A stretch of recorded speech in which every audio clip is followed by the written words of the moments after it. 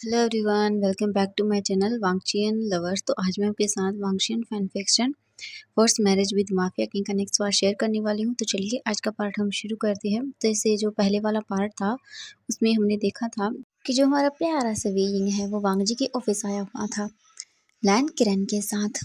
We Ying जब वांग जी के office आता है तब वो वांग जी से मिलता है।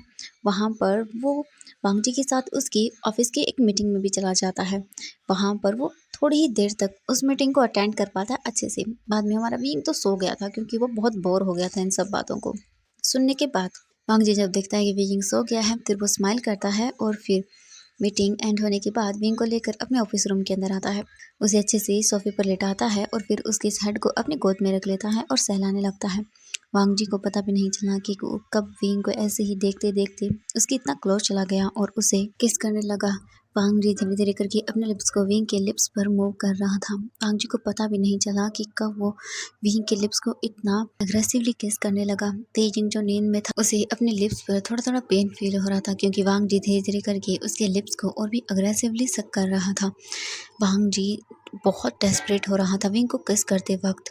वांग जी इसी तरह विंग को थोड़ी देर किस करता है। इसके बाद वांग जी और भी अग्रेसिवनेस फील करता है और वो अपने टंग से विंग के माउथ को ओपन करने की कोशिश करता है, लेकिन विंग को धीरे धीरे करके अपने लिप्स पर पेन फील हो रहा था क्योंकि वांग जी उसके लिप्स को सक कर रहा था, जिस वजह से वी यिंग धीरे धीरे करके अपनी आईज को ओपन करना शुरू कर देता है और अपनी बॉडी को भी मूव करता है।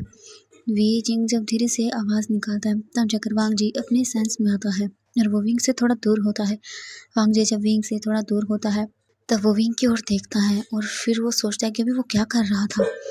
वांग जी सोचता है, ओ गॉड, ये मैंने क्या कर दिया। वांग जी अपने फेस को जल्दी से पीछे सोफे के ऊपर रख देता है और वो सोचने लगता है कि वो ऐसे कैसे कर सकता है, उससे ऐसा नहीं करना चाहिए, वो कैसे अपने कंट्रोल को खो सकता है। वहीं दूसरी तरफ वी यिंग धीरे धीरे करके अपने आईज को ओपन करता है। जैसे ही वी यिंग अपने आईज को ओपन करता है वो अपने हाथ से अपने आईज को रब करता है। वी यिंग फिर अच्छे से आईज ओपन करने के बाद वो इधर उधर देखता है तो ये उसे बिल्कुल भी जाना पहचानी जगह नहीं लग रही थी। वी यिंग फिर सामने देखता है तब उसे वांग जी दिखता है। वी यिंग जब वांग जी की फेस को देखता है तो वी यिंग बहुत बुरी तरह से डर जाता है। फिर वो अपनी सिचुएशन को देखता है, फिर वो अपने आप को देखा है, फिर वो अपने आप को देखता है जो कि वांग जी की गोद में लेटा हुआ था। ये देखकर वी यिंग बहुत बुरी तरह से डर जाता है। उसे ऐसा लगता है जैसे वांग जी उसे डांटेगा। वी यिंग जल्दी से उठ जाता है। वांग जी जो आईज को बंद किए हुए सोफे पर मतलब अपने सर को पीछे किए हुए था, तो वो देख जब उसे फील होता है कि उसकी जो लैब में वेट था वो नहीं है, तो वांग जी अपनी आईज को ओपन करता है। वी यिंग वांग जी के सामने ही खड़ा हुआ था और वो बोल रहा था, आई एम सॉरी, प्लीज़ मुझे मुझे मुझे माफ़ कर देना, मैंने जानबूझ के नहीं किया। वांग जी जब ये देखता है तब वो विंग की ओर देखता ही रह जाता है। विंग का फेस बहुत डरा हुआ था, विंग की आंखों में आंसू आ चुके थे। वांग जी जब ये देखता है तब वो सही से बैठता है। उसके बाद फिर वो विंग को देखने लगता है। विंग बहुत डरा हुआ था। वांग जी ये देखने के बाद सीधा विंग का हाथ पकड़ता है और उसे खींच लेता है, जिससे विंग वांग जी की गोद में आकर बैठ जाता है। वांग जी विंग की ओर देखने लगता है। विंग जब ये फील करता है तब वो बहुत बुरी तरह से डर जाता है और शॉक के कारण वांग जी की ओर देखता है। वांग जी वी यिंग की ओर देखता है। वी यिंग अपने फेस को नीचे कर लेता है। यिंग की आंखों से एक आंसू वांग जी की लैब में जाकर गिरता है। जब वांग जी ये देखता है तब वो अपने एक हाथ से यिंग के चिन को पकड़ता है और ऊपर करता है और उसे उसकी ओर देखने लगता है। ये यिंग की आंखें जो थी वो आंसुओं से भर चुकी थी और उसकी पलकों पर भी अब आंसू पूरी तरह से लग चुके थे। वांग जी देख रहा था किस तरह से पीयिंग की आंखों से आंसू धीरे धीरे करके उसके गालों से होते हुए नीचे गिर रहे थे। वांग जी जब ये देखता है तो अपने मन में सोचता है, सच में ये लड़का कितना टॉर्चर हुआ है, जरा जरा सी बात पर इस तरह से डर जाता है। वांग जी फिर वी यिंग की ओर देखता है और बोलता है, वी मेरी तरफ देखो। वी यिंग पहले तो बिल्कुल भी नहीं देखता, लेकिन फिर वांग जी दोबारा से वी यिंग के चिन को थोड़ा सा और ऊपर करता है और बोलता है, वी मेरी तरफ नहीं देखोगे। वी यिंग फिर बहुत मुश्किल से हिम्मत करता है और वांग जी की ओर देखता है। वांग जी और वी यिंग दोनों एक दूसरे की आंखों में देख रहे थे। वांग जी वी यिंग की ओर देखते हुए बोलता है, वी तुम सॉरी क्यों बोल रहे हो। वी यिंग वांग जी की ओर देख रहा था और उसकी आंखों से आंसू गिर रहे थे। वांग जी बोलता है, वी तुम्हें मुझे सॉरी बोलने की ज़रूरत नहीं है, तुम जानते हो वी जिंग कुछ नहीं बोलता। वांग जी धीरे से वी जिंग के आंखों से जो आंसू गिर रहे थे उन्हें अपने दोनों हाथों से वाइप करता है और फिर वो उसकी ओर देखते हुए बोलता है, वी मेरी बातों को ध्यान से सुनो। आज के बाद तुम कभी भी किसी चीज़ के लिए माफ़ी नहीं मांगोगी, ठीक है? वे यिंग ये सुनने के बाद फिर धीरे से अपने सिर को हाँ में हिलाता है और वो वांग जी की ओर देखते हुए अपने मन में सोचता है, ये बहुत अच्छे हैं। मुझे मुझे नहीं पता मैं कैसे ये सब चीज़ें हैंडल करूँ। ये सब चीज़ें इतनी अलग क्यों हो रही हैं? वांग जी फिर वी जिंग की ओर देखता है और बोलता है, वी तुम्हें भूख लगी है? वी जिंग फिर धीरे से अपने सिर को हाँ में हिला देता है। वांग जी बोलते, ठीक है, मैं तुम्हारे लिए अभी कुछ खाने के लिए मंगाता हूँ। तभी वांग जी के डोर के बाहर नॉक होता है। वांग जी जब ये देखता है तो वो बोलता है, कम इन। तभी साओ शिंग चैन रूम के अंदर आता है और जैसे ही वो रूम के अंदर आता है वो वांग जी और विंग को देखता है। उन्हें देखने के बाद वो जल्दी से अपने फेस को टर्न कर लेता है और बोलता है, सॉरी सर। वांग जी साओ शिंग चैन की ओर देखता है और बोलता है, साओ शिंग चैन ऐसा कुछ भी नहीं है। वी जिंग जल्दी से वांग जी की गोद से उठ जाता है और खड़ा हो जाता है। वांग जी भी फिर अपने सोफे से खड़ा होता है, साओ शिंग चैन की ओर देखता है और बोलता है, साओ शिंग चैन कैडेट की मीटिंग ओवर हो चुकी है? साओ शिंग चैन वांग जी की ओर देखता है और बोलता है, हाँ सर, उनकी मीटिंग ओवर हो चुकी है। बस वो अभी उनसे बात कर रहे हैं और कुछ ही देर में वो यहाँ पर आ जाएंगे। तभी लैन किरण भी वहाँ पर आ जाता है। लैन किरण जैसे ही विंग को देखता है वो जल्दी से विंग के पास आते हैं और बोलते, वी बेटा तुम ठीक तो हो ना? विंग अपने सिर को हाँ में हिलाता है और उसके फेस पर एक प्यारी सी स्माइल थी। वांग जी फिर अपने डैड की ओर देखता है और बोलता, गुड आफ्टरनून डैड। लैन किरण भी फिर वांग जी की ओर देखता है और बोलता, गुड आफ्टरनून बेटा। वांग जी फिर बोलता, डैड चलिए हम सब लंच कर लेते हैं, वैसे भी अब लंच का टाइम हो चुका है। लैन किरण बोलता, ठीक है वांग जी। वांग जी फिर साउथ जंक्शन की ओर देखता है और बोलता है, साउथ जंक्शन सबके लिए लंच लेकर आओ। साउथ जंक्शन बोलता, ठीक है सर। इसके बाद फिर वो वहाँ से चला जाता है। लैन किरण फिर वहीं सोफे पर बैठ जाते हैं और विंग से बातें करने लगते हैं। वी जिंग भी आज उनसे थोड़ी-थोड़ी चीज़ें बहुत वी जिंग भी आज उनसे थोड़ी बहुत बातें कर रहा था। ये देखकर लैन किरण के फेस पर भी स्माइल आ जाती है और वहीं वांग जी वापस अपने चेयर पर जाकर बैठ चुका था और वो लैपटॉप में अपना कुछ काम कर रहा था। तभी उसका फ़ोन रिंग करता है। वांग जी फिर अपना फ़ोन देखता है और पिक करते हुए बोलता है, हाँ बोलो क्या हुआ? तभी दूसरी ओर से एक पर्सन बोलता है, सर जो आपने कहा था वैसा हो चुका है। सभी लोगों ने हमारी बात बहुत अच्छे से मान ली है। अब जियांग्स को कोई भी कॉन्ट्रैक्ट नहीं मिलेगा। वांग जी बोलता है, वेरी गुड, बहुत अच्छा काम किया तुमने। ये बोलकर फिर वो काम कट ये बोलकर फिर वांग जी फ़ोन को कट कर देता है। कुछ ही देर के बाद वहाँ पर साओ शिंग चैन सभी के लिए लंच लेकर आ जाता है। अच्छे से वो टेबल पर लगा देता है और बोलता है, सर लंच लग चुका है, आप सब आ जाइए। लैन किरण, वांग जी और फिर वी जिंग तीनों बैठकर अच्छे से लंच करते हैं। लंच कर लेने के बाद फिर लैन किरण बोलता है, वी अब तुम घर चलोगे या फिर यहीं रुकोगे? वी जिंग वांग जी की ओर देखता है और फिर लैन किरण की ओर देखता है। फिर वो बोलता है, डैड मैं वापस आपके साथ जाऊँगा। लैन किरण बोलते हैं, ठीक है।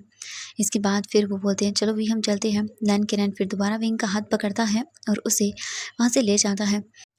वांग जी डैड की ओर देखता है और बोलता है, ठीक है डैड, आप घर जाइए विंग के साथ, मैं मेरे काम को ख़त्म करके वापस आ जाऊँगा। लैन किरण बोलते हैं, ठीक है वांग जी। इसके बाद लैन किरण वहाँ से विंग के साथ चले जाते हैं। वांग जी फिर अपने वापस से डेस्क पर जाता है, बैठता है और अपनी फाइल्स को चेक करने लगता है। अब हम लैन सेजन को देखते हैं। लैन सेजन ने अच्छे से अपनी सभी क्लासेस को अटेंड कर ली थी, अपने ऑफिस का जो भी काम था उसे कर लिया था और जो बच गया था उसकी फाइल्स लेकर फिर वो वापस से अपनी यूनिवर्सिटी से पार्किंग लॉट में आते हैं। वहाँ से अपनी कार लेते हैं और वापस कार में बैठकर वहाँ से ड्राइव करने लगते हैं। फिर से वो बॉडीगार्ड लैन सेजन की कार का पीछा करते हैं और वापस से उसे फॉलो करते हैं। कुछ घंटे ड्राइव करने के बाद लैन सेजन वापस अपने घर लौट आता है। जब वो वापस घर आता है तो वो देखता है कि वी जिंग और उसके डैड वहीं बैठे हुए थे और बातें कर रहे थे। लैन सेजन घर के अंदर आते हैं और बोलते हैं, डैड गुड इवनिंग। लैन किरण भी उनकी ओर देखता है और बोलता है, गुड इवनिंग बेटा, कैसा था तुम्हारा आज का दिन? लैन सेजन अपने डैड की ओर देखता है और बोलता है, दिन अच्छा था डैड। इसके बाद फिर वो वापस अपने रूम के अंदर चला जाता है, फ्रेश होता है और वापस हॉल के अंदर आता है और विंग से बैठकर बातें करने की कोशिश करता है। विंग भी थोड़ी बहुत उनसे बातें कर रहा था। तभी लैन किरण का फ़ोन रिंग करता है। लैन किरण फ़ोन को पिक करता है और काफ़ी देर बातें करने के बाद फिर वो हॉल के अंदर वापस आता है और बोलता है, सेजन मुझे 2 दिनों के लिए सिटी से बाहर जाना पड़ेगा। लैन सेजन अपने डैड की ओर देखता है और बोलता है, ठीक है डैड, कोई बात नहीं। लैन के रैन जल्दी से सेजन के पास आता है और बोलता है, बेटा अपना ख्याल रखना अच्छे से। लैन से चैन बोलते हैं, ठीक है डैड, आप चिंता मत करिए। तभी वो विंग की ओर देखते हैं। विंग का फेस पूरी तरह से उतर चुका था ये जानने के बाद कि उसके डैड यहाँ से जा रहे हैं। लैन के रैन विंग के फेस को और लैन के रैन विंग के फेस की ओर देखते हैं और बोलते हैं, बेटा क्या हुआ, तुम इतने सैड क्यों हो रहे हो? मैं ठीक हूँ, मैं जल्दी आ जाऊँगा, चिंता मत करो तुम। वी जिंग फिर कुछ नहीं बोलता। अब हम इवनिंग का सीन देखते हैं। लैन किरण हॉल के अंदर बैठा हुआ था, सिचन अपने रूम में था और वी जिंग भी अपने रूम के अंदर था। वांग जी घर आता है।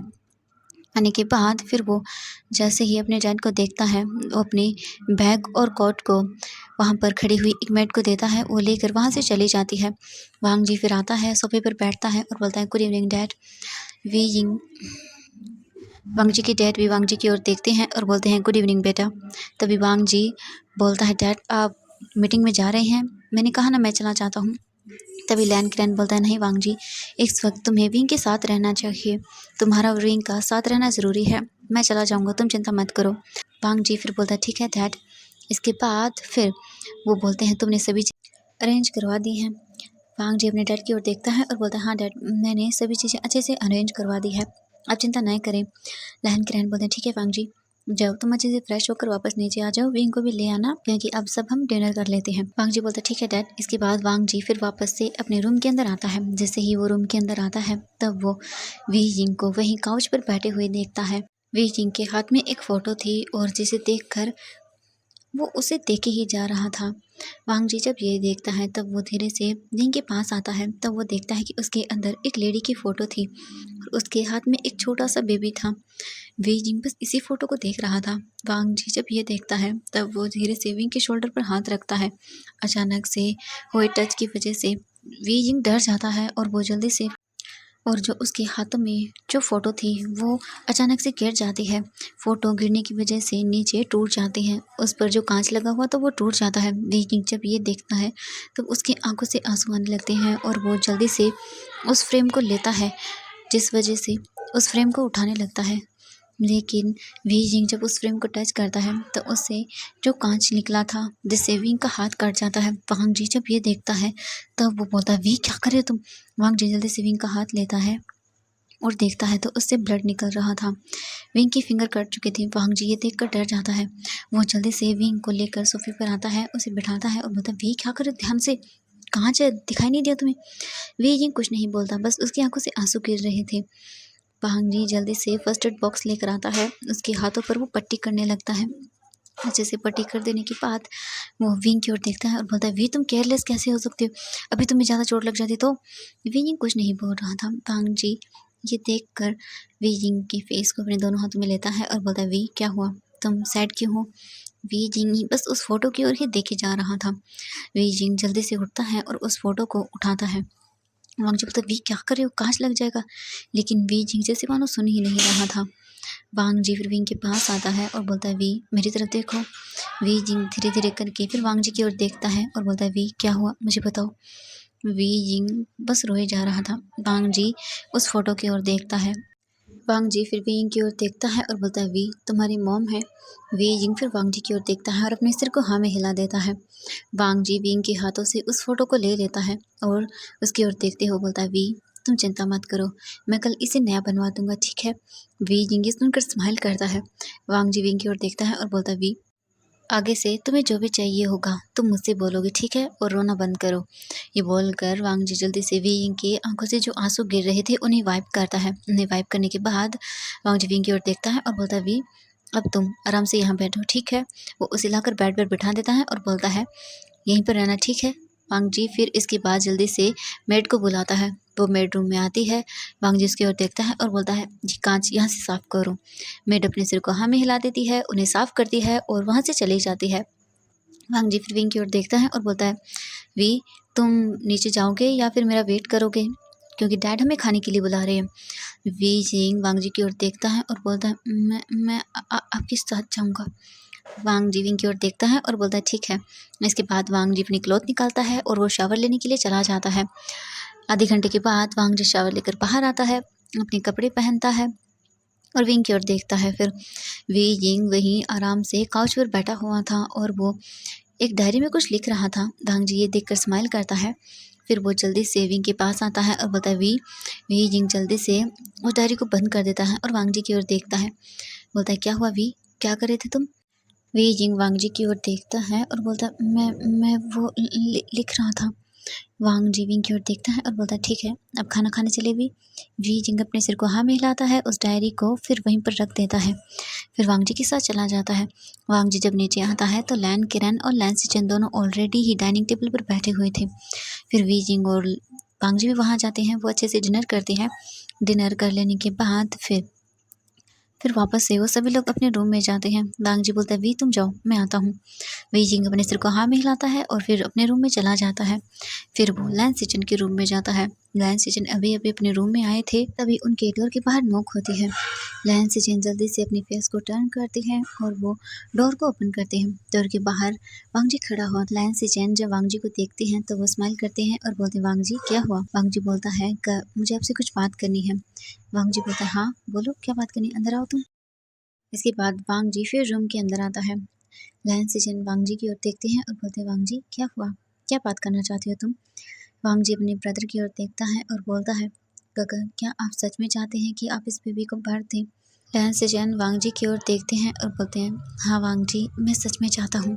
सिचन वांग जी की ओर देखते हैं और बोलते हैं वांग जी क्या तुम? वांग जी जल्दी से अपने ब्रदर को गले लगा लेते हैं और बोलते हैं कह आपको कुछ भी कहने की ज़रूरत नहीं है, मैं आपको पूरा सपोर्ट करूँगा, मैं हमेशा आपके साथ हूँ। लैन सिचन भी वांग जी को टाइटली हग कर लेते हैं।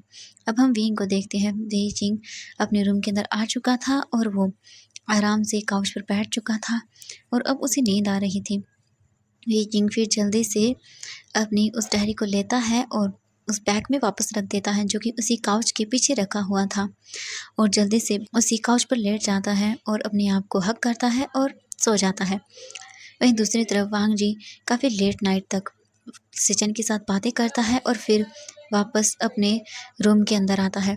जब वो रूम का डोर ओपन करता है तो देखता है कि वी जिंग अभी भी उसी काउच पर सोया हुआ था और उसने कुछ भी नहीं ओढ़ा हुआ था। वांग जी जब ये देखता है तब वो जल्दी से कबर्ड खोलता है, उसमें से ब्लैंकेट निकालता है और जल्दी से वी जिंग को उससे कवर करता है।